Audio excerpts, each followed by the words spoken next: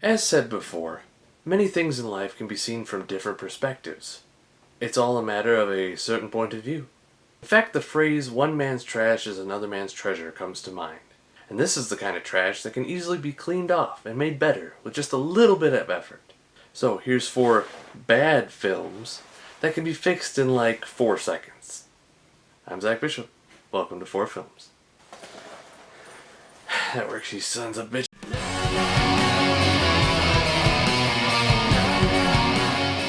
First up is the remake of Wicker Man, starring Nicolas Cage. Yes, that film. But other than this film being dumb in general, there's really not a whole lot that happens. And therein lies the problem. So how to fix it? One way to fix it would be to have Nicolas Cage's character, Ed Malis, actually bring other people with him to the island. Your ex-fiancée suddenly has a child and she wants you to look for it, and that's not suspicious to you in any way? And you're supposed to be a cop? I mean, granted, he's not a detective or anything, or a private eye, but shouldn't you have some kind of detective skills? So really, my point is, why the hell would you go to a mysterious island alone? The letter doesn't state that he has to go alone. He just does. Also, at one point when he wakes up, he checks his gun. Now, there's clearly a bullet, at least one, in the magazine, which he puts back into the gun. Later, when he tries to fire said gun, they make it look like, oh, see, all the bullets are here. You don't have any bullets. It doesn't make any sense.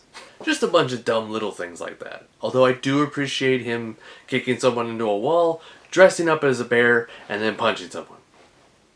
I mean, that's classic Cage. And also, here's some free information just from me to you, the viewer, and to anyone listening. Wicker Man would work perfectly as a series. I mean, think about it. You add some characters, throw in a bit more twists and turns, go deeper into the lore, bam! Hit show on Netflix. Hit me up, Netflix. I'll make it for you. Next up is Get Him to the Greek. Now, this film starring Russell Brand and Jonah Hill had so much potential as a follow-up to Forgetting Sarah Marshall, and just as a comedy in general, that it really fell flat. And that's a damn shame. So straight to the point, how do we fix this movie? Well, pretty easy. You put more focus on Jonah Hill's character in relation to Russell Brand's character. They're both going through personal stuff, and I think that their stories, there should be more parallels between them. Or if you really want to have it more connected, just make Jonah Hill's character the character he played in Forgetting Sarah Marshall. I mean, more connections to the better the movie would do. But on its own, I do think that there's a good story in there. This could have been a really good film, and it just didn't work. But I will say the drug scene with Sean Combs, aka Puff Daddy, aka P. Diddy, is the best scene in the film. He's actually really hilarious. Third up is Lost in Space. While the set designs and the story elements taken from the old TV show put together as a film completely work, it feels as if every actor in this film has no enthusiasm for anything that's happening. They're also 80 yard to hell, so it's just very distracting that everyone is so damn bored while all this crazy shit's going on. I mean, flying through the sun, flying through a planet, getting lost in space, battling metal spider monsters, I mean, and everyone's just kind of like, oh wow, wife. Yeah, William Hurt saying wife is hilarious to me, I don't know why. So how do we fix this mess of a movie? Well, for one, get a better director. 2, get everyone motivated. Give them some energy. You know, this high-octane, energy-fueled action-adventure movie, the actors need to have energy. I mean, what a damn waste of, like, everything. You had Gary Oldman as Dr. Smith. For shit's sake, you had the win. You were going to do like a dunk, like a real easy dunk on like a 7th grade basketball player, and you go to dunk on him and you break the backboard, but you don't actually put the ball in the hoop. You just make this big spectacle and glass goes everywhere and it like gets in your eyes and children's eyes and everyone's just like crying blood tears, and some people are like, that's metal as shit. But the rest of us watching are like, how'd he miss that? Last up is An American Werewolf in Paris. Now, maybe I'm just a big fan of Tom Everett Scott, but I did enjoy this movie as a kid.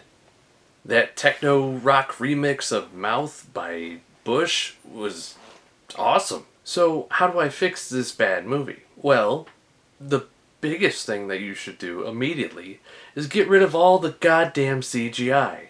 It looks terrible. Practical effects for the win 99% of the time. I don't know how many times I can stress this in my life, but go with the practical. Just do it. As far as the film goes, story-wise, just add more connections to the first film. Relate it in some way. It's not that hard. Just do it. So many people in Hollywood, they want that original writing credit thing to their name by changing it when it's an adaptation of something else or a sequel or whatever. But it's like making it its own thing doesn't make it better when it's supposed to be connected to other things. This is like simple logic. And they go, no, let's just make it whatever. But yeah, I guess I just love it because it's just one of those bad movies that I love. Just like the other Tom Everett Scott film, Dead Man on Campus. I love that movie. I know it's bad, but it's got a lot of good things in it. In fact, that movie could be fixed too. But that's a story for another day. I better get going.